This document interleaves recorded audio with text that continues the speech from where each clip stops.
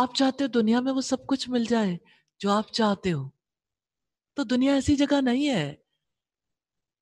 یہاں کون اپنی ساری مرضیاں پوری کر سکا ہے؟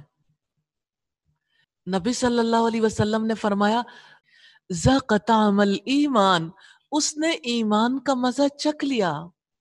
من رضی باللہ ربا، جو اللہ کے رب ہونے پہ راضی ہو گیا، راضی ہو جائے نا۔ کیوں کہتے ہیں میری مرضی،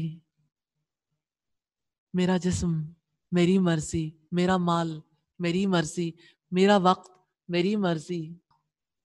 آپ کا رب ہے، اس نے آپ کو پیدا کیا، اس نے رزق دیا ہے، اس نے آپ کو زندگی کی راہیں سکھائیں۔ آنکھیں بند کیجئے نا،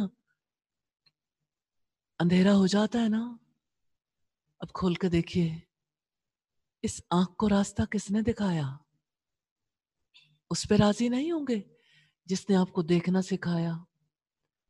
اب دیکھنے کے لیے اس کی مرضی یا آپ کی مرضی ٹائی پڑی ہوئی ہے، تو اس نے کہا ہے کہ دیکھو، اگر اپنی مرضی کرو گے نا تو میں روٹھ جاؤں گا۔ یہاں کون اپنی ساری مرضیاں پوری کر سکا ہے؟ جو دعویٰ کرتا ہے نا میری مرضی، اس کی مرضی کب پوری ہوتی ہے؟ ہزاروں خواہشیں ایسی کہ ہر خواہش پہ دم نکلے، بہت نکلے میرے ارماں مگر پھر بھی کم نکلے۔ اور حضرت علی نے کہا تھا میں نے اپنے ارادوں کے ٹوٹنے سے اپنے رب کو پہچانا۔ ارادہ ہے نا، میری مرضی ٹوٹ جائے گی، نہیں رہے گی۔ آپ چاہیں بادل آ جائے تو دھوپ نکل آئے گی، کہاں ہے میری مرضی؟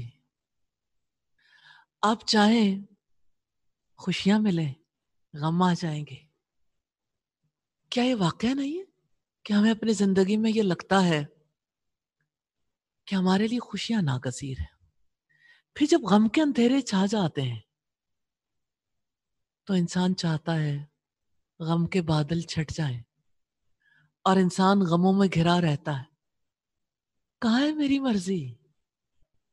ریلی ہم چاہیں بھی تو مرضی نہیں پوری کر پاتے، کیونکہ ایک طرف میری مرضی ہے نا، دوسری طرف ساری دنیا کے انسانوں کی مرضی، اور ہاں سب سے بڑی اللہ کی مرضی ہے۔